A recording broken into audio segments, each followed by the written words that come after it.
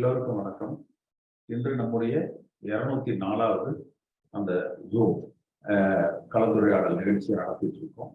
அதிமுக தொண்டர்கள் மத்தியில மிகப்பெரிய ஒரு வரவேற்பை பெற்ற நிகழ்வாக நம்முடைய நிகழ்வு அமைந்திருக்கிறது. அதிமுக தொண்டர்கள் என்ன நினைக்கிறாங்க என்பது அறியாமல் பலரும் பல யூகங்கள்ல பயணித்துக் கொண்டு இருக்கிறார்கள். ஆனால் நம்மை பொறுத்த வரைக்கும் தான் அந்த தொண்டர்களது நிலைப்பாடுகளை மிக சரியாக துல்லியமாக அவர்கள் கருத்துக்களை பகிர்ந்து அதை நம்ம வெளியில கொண்டு வரோம். இன்று நம்ம பேச இருக்கிறது அதிமுக என்பது ஒரு பிளவை நோக்கி சென்று கொண்டு இருக்கிறது. இரண்டு தலைவர்கள், புரட்சி தலைவர் எம்ஜிஆர் அவர்களும் ஜெயலலிதா அம்மா அவர்களும் உருவாக்கிய அதிமுக என்பது இந்த இரட்டை தலைமையா இன்றைக்கு அழிவு பாதையை இவர்கள் செலுத்தி கொண்டிருக்கிறார்கள். இரட்டை இலக்கை ஆபத்தை இவர்கள் உருவாக்கி கொண்டிருக்கிறார்கள். இந்த சூழ்நிலையை பாரதிய ஜனதா கட்சி அவர்களுக்கு சாதகமாகவும் திராவிட முன்னேற்ற கழகம் அவர்களுக்கு சாதகமாகவும் பயன்படுத்திக் கொள்வதற்காக பெரிய அளவுல அவர்கள் முயற்சி செய்து கொண்டிருக்கிறார்கள். அதிமுகவுக்கு ஒற்றை தலைமை தேவை. அது தொண்டர்களால தேர்ந்தெடுக்கப்பட்ட தலைமையாக இருக்க வேண்டும். இப்ப இன்று கூட காலையில பார்த்தீங்கன்னா அண்ணாமலை அவர்கள் ஒரு அறிவிப்பு சொல்லியிருப்பார். தொண்டர்கள் தேர்ந்தெடுக்கிற தலைமையோடு நாங்கள் பயணிப்போம் என்று சொல்றாங்க. அதாவது தொண்டர்கள் என்றால் இப்ப ரெண்டு பக்கத்திலையும் இதுல இபிஎஸ் செய்வதிலும் நிறைய தவறுகள் இருக்குது, ஓபிஎஸ் செய்யறதிலும் நிறைய தவறுகள் இருக்கு. எடப்பாடி பழனிசாமி என்ன சொல்றாரு? அதாவது தொண்டர்களால தலைமை என்று தொண்டர்களின் கோரிக்கையை ஏற்று தொண்டர்களால ஒரு பொதுச் செயலரை தேர்ந்தெடுக்கிறோம் என்று சொல்கிறார். ஆனால் புரட்சி தலைவர் எம்ஜிஆர் அவர்களது உயிரின்படி 80% அடிப்படை உறுப்பினர்கள் அவர் காலத்தில் அவரோடு பயணித்த என் போன்றவர்கள் ஆதரவு பெறுவது மட்டும்தான் உண்மையான அதிமுக என்று உயிர்ல எழுதி வைத்திருக்கிறார். இன்று கூட காலையில அமெரிக்கால இருக்கிறவர் இதற்கு முன்பு புரட்சி தலைவர் காலத்துல ஒரு அமைச்சரிடத்துல உடன் இருந்து பிஏவ பணியாற்றியவர் ஒரு புஸ்தகம் எழுதியிருக்கார். அந்த புஸ்தகத்துல கூட ஒரு பக்கத்துக்கு புரட்சி தலைவர் என்ன நினைத்தார், ஏன் இது போன்ற விதிகளை உருவாக்கினார் என்கிற கருத்துக்களைத்தான் அவர் அதிகமாக அதுல சொல்லியிருக்கார். அப்ப புரட்சி தலைவர் உடைய எண்ணங்கள், அவரது உயிர், அவர் தொண்டர்களுக்கு கொடுத்திருக்கிற உரிமை நிறைவேற்றப்படணும். ஆனா அது பல பேர் நீங்க சமீபத்தில் கூட பார்த்திருப்பீங்க, எடப்பாடி பழனிசாமி தரப்புல இருந்து பேசுறவங்க ஏதோ எடப்பாடி பழனிசாமி இன்னொரு எம்ஜிஆருக்கு நிகரானவர், இன்னொரு ஜெயலலிதா அம்மாவுக்கு நிகரானவர் என்று பேசுவதே நம்மால் ஏற்றுக்கொள்ள முடியல. ஏன்னா அவங்க எல்லாம் சொல்றது என்னன்னா, புரட்சி தலைவர் காலத்துல அவர் தலைவர் என்பதற்காக, அவர் பொதுச் செயலாளர் என்பதற்காக தேர்தல் நடத்தப்பட்டதா, இப்ப மட்டும் ஏன் தேர்தல் நடத்தணும்னு கேட்கறீங்க அப்படின்னு. அதுதான் நான் சொல்லியிருப்பேன். அதாவது புரட்சி தலைவர் இந்த அதிமுகவுடைய நிறுவனர். நீங்க அதிமுகவே பார்த்தீங்கன்னா ஆரம்ப காலகட்டங்கள்ல அம்மா நிறுவனர் டாக்டர் எம்ஜிஆர் அப்படித்தான் போட்டிருப்பாங்க. அதிமுகவை எம்ஜிஆரை தலைவர்களாக ஏற்றுக்கொண்டவர்கள் மட்டுமே இருக்கிற ஒரு இயக்கம் அதிமுகவாக புரட்சி தலைவர் காலத்துல இருந்தது. அதற்கு பிறகு அது அம்மா காலம் என்று வருகிற பொழுது ஜார்ஜ் ஏ என்று அணிகள் பிரிந்து 22% வாக்குகளை பெற்று 27 சட்டமன்ற உறுப்பினர்களை பெற்று தன்னுடைய செல்வாக்கை நிரூபித்ததற்கு பிறகுதான் அதிமுக தொண்டர்கள் முழுமையாக அவரை ஏற்றுக்கொண்டார்கள் அதிமுகவின் தலைவராக. அதுவரைக்கும் அவர் ஜே அணியினுடைய தலைவராகத்தான் இருந்தார். ஆனா எடப்பாடி பழனிசாமி என்ன நினைக்கிறாருன்னா, அதே போல தனக்கும் எந்த போட்டியும் இருக்கக்கூடாது, யாரும் போட்டியிடுவதற்கு போட்டியிடக்கூடாது, தான் மட்டுமே என்று நினைக்கிறார். அந்த இடம் அவர் செய்கிற ஒரு மாபெரும் தவறு.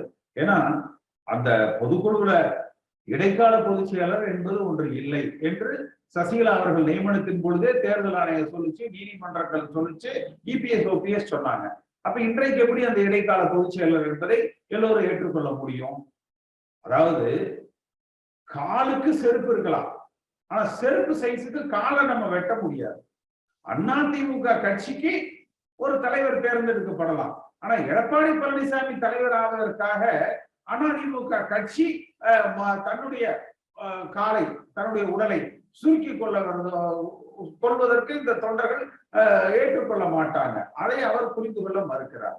அதே போல 10 மாவட்ட செயலர்கள் முன்மொழியணும், 10 மாவட்ட செயலர்கள் வழிமொழிய வேண்டும், 5 ஆண்டு காலம் தலைமை கழக உறுப்பினராக இருந்திருக்க வேண்டும், இதெல்லாம் தலைமை கழக அதாவது நிர்வாகியா இருந்திருக்க வேண்டும். இதெல்லாம் புரட்சி தலைவர் எம்ஜிஆர் காலத்துல இல்ல. அடுத்து அவர்கள் சொல்வது இது எப்படி சாத்தியம்?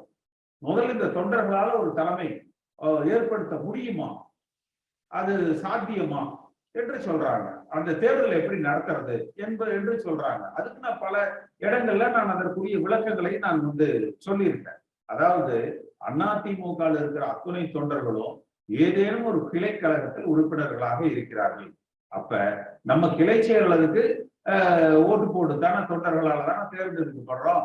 தமிழ்நாட்டில் இருக்கிற அத்துணை கிளைகளுக்கும் தேர்தல் நடத்தி அதுல 2 ஓட்டு, கிளை செயலருக்கு ஒரு ஓட்டு, பொதுச் செயலருக்கு ஒரு ஓட்டு என்றால் நிச்சயமாக அத்துணை கிளை கழகங்கள் இருக்கிற உறுப்பினர்களும் வாக்களிக்கிற பொழுது அந்த இடத்துல பொதுச் செயலருக்கு தேர்தலை நம்ம எளிதாக நம்ம நடத்தி முடிச்சிடலாம் என்பதை அவர்கள் மறந்து விடுகிறார். 2வது, எல்லோருமே மிக மிக மிக தவறாக புரிந்து கொண்டு வைத்திருக்கிற ஒரு சட்ட நுணுக்கம் என்னன்னா, இந்த சாதிக்களின்னு சொல்லிட்டு 72 73 காலகட்டங்கள்ல 70கள்ல வருஷம் சரியா தெரியல, அந்த 70கள்ல காங்கிரஸ் கட்சியில இருந்து ஒரு பிளவு ஏற்பட்ட பொழுது தேர்தல் ஆணையம் ஒரு தீர்ப்பு கொடுத்தாங்க. இன்றளவும் அந்த தீர்ப்பின் அடிப்படையில மட்டுமே தேர்தல் ஆணையம் பயணித்துக் கொண்டிருக்குது, நீதிமன்றங்கள் பயணித்துக் கொண்டிருக்குது. அது தவறு.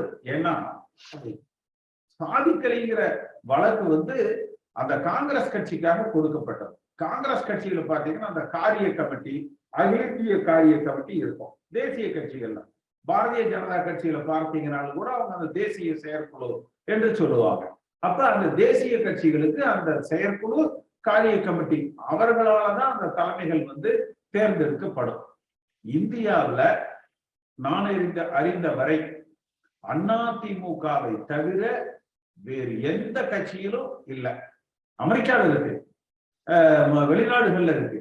ஆனா இந்தியாவில் அதிமுக மட்டும்தான் இந்த இயக்கத்தினுடைய அடிப்படை உறுப்பினர்கள் இந்த தலைமையை தேர்ந்தெடுக்க வேண்டும் என்கிற அந்த தொண்டனுக்கு உரிமையை புரட்சி தலைவர் எம்ஜிஆர் மட்டும்தான் கொடுத்திருக்கிறார். அப்ப நீங்க காரிய கமிட்டியில தேர்ந்தெடுக்கிற பொழுதோ, தேசிய செயற்குழுவில் தேர்ந்தெடுக்கிற பொழுதோ, அதனுடைய அடிப்படை விதிகள் அந்த மாதிரி இருக்கிற பொழுது நீங்க அந்த சாதிக்கலி வழக்க உதாரணம் காட்டலாம். அதன்படி நீங்க அந்த தலைமையை நிர்ணயம் செய்யலாம்.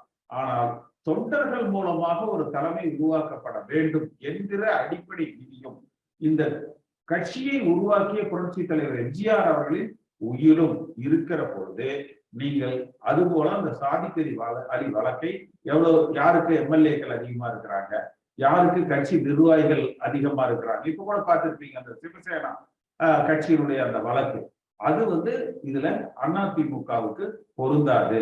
இது எல்லோருமே இந்த இடத்துல தவறான ஒரு புரிதலோடு செயல்பட்டு கொண்டிருக்கிறார்கள். இது எல்லாமே அடுத்து பாத்தீங்கன்னா அந்த எடப்பாடி பழனிசாமி தான் என்கிற அந்த அகங்காரத்துல அவர் செயல்பட்டு கொண்டிருக்கிறார். அப்புறம் அவரும் பாரதிய ஜனதா கட்சி இடத்துல மண்டியிட்டு அவர்களிடத்துல மன்னிப்பு கோரி சாப விமோசனம் பெறுவதற்கு இப்ப நடந்துட்டு இருக்கிற ரைடு, குட்கா பாஸ்கருக்கு இருக்கிற ரைடு, வேலுமணி, தங்கமணி, எடப்பாடி பழனிசாமி போன்றவர்களை நெருக்கி கொண்டிருக்கிற வருமான வரித்துறை, இன்னும் மற்ற பல வழக்குகள்ல இருந்து காப்பாற்ற சொல்லி அங்க போறாங்க. அப்ப இப்படி இருக்கிற வகை எப்படி அதிமுகவை ஒரு வலிமையான இயக்கமாக வைத்துக் கொண்டிருக்க முடியும்? அதே போல திரு பன்னீர்செல்வம் அவர்களை பார்த்தீங்கன்னாலும் அவரும் இந்த ஊழல் குற்றச்சாட்டுகளுக்கு அப்பாற்பட்டவர் அல்ல. அடுத்து அவரும் சுயநலவாதி தான், தன் குடும்பம், தன் குடும்ப அரசியல் என்கிற அளவுல பார்க்கிறவர். அவருக்கு இருக்கிற மிகப்பெரிய ஒரு மைனஸ் பாயிண்ட், அதாவது பிரச்சனைகளாக இன்றைய காலகட்டத்தில் பார்க்கப்படுவது கொஞ்சம் திமுகவோடு இணக்கமாக செல்கிறார் என்பது, பாரதிய ஜனதா கட்சிக்கு கட்டுப்பட்டு இருக்கிறார் என்பது, அடுத்து திருமதி சசிகலா அவர்களது ஆளுமைக்கு அடிபடுகிறாரா என்பது அது ஒரு கேள்விக்குறியாக இருந்து கொண்டு இருக்கிறது. அப்ப மீண்டும் அந்த குடும்பத்தின் ஆதிக்கத்துக்கு அதிமுக சென்று விடுமா? இதெல்லாம் அவர் தரப்புல இருக்கக்கூடிய பிரச்சனைகளாக இருக்கு. அடுத்து அவரும் அந்த தொண்டர்களால் தலைமை என்பதற்கு அவர் வரல.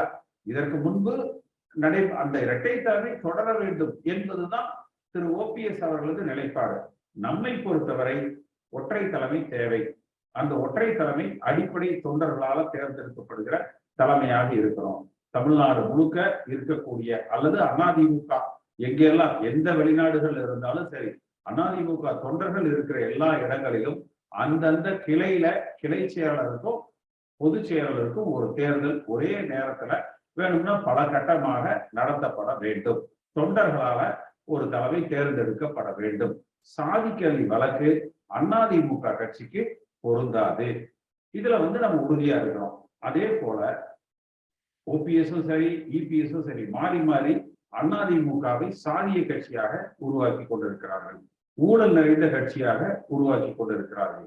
அதனால சாதிகளுக்கு அப்பாற்பட்டதாக மதவாத பாரதிய ஜனதா கட்சி போன்றவர்களை எதிர்த்து நிற்கிற ஒரு அரசியல் இயக்கமாக இருக்கணும். சாதிக்கும் மதத்திற்கும் அப்பாற்பட்டவர்களாக, லஞ்சத்துக்கும் ஊழலுக்கும் அப்பாற்பட்ட ஒரு இயக்கமாக, தமிழ்நாட்டினுடைய நலன்களை பாதுகாக்கிற இயக்கமாக, என்றென்றைக்கும் புரட்சி தலைவர் எம்ஜிஆர் வழியில் பயணிக்கிற, அம்மா வழியில் பயணிக்கிற இயக்கமாக அதிமுக பயணிக்க வேண்டும். இதுதான் இந்த வழியில தொண்டர்களை இந்த நேரத்துல தொண்டர்களா எல்லோருமே ஒருங்கிணைந்து ஒன்றுபட்டு நம் வழி நேர் வழி, அது எம்ஜிஆர் வழி, அம்மா அவர்கள் பயணித்த வழி என்கிற அளவுல தொண்டர்களால ஒரு தலைமை என்பதை நாம தேர்ந்தெடுப்போம். நம்ம அதைய முன்னின்று நடத்துவோம் என்கிற அளவுல இந்த ஊழல்வாதிகளை, லஞ்ச பேய்களை, சாதியவாதிகளை ஒதுக்கிவிட்டு யாருக்கும் அடிபணியாத எம்ஜிஆர் வழியில் அதிமுகவை நாம் கட்டமைப்போம். இந்த காணொலியை காணும் தமிழ் உள்ளங்களுக்கு ஒரு அன்பான வேண்டுகோள். சேனலை சப்ஸ்கிரைப் பண்ணிட்டீங்களா? பண்ணலனா மறக்காம சப்ஸ்கிரைப் பண்ணுங்க. சப்ஸ்கிரைப் பட்டனையும் பெல் ஐக்கனையும் உடனடியாக கிளிக் பண்ணுங்க. உங்கள் அன்பும் ஆதரவும் என்றைக்கும் எங்களுக்கு தேவை. நன்றி.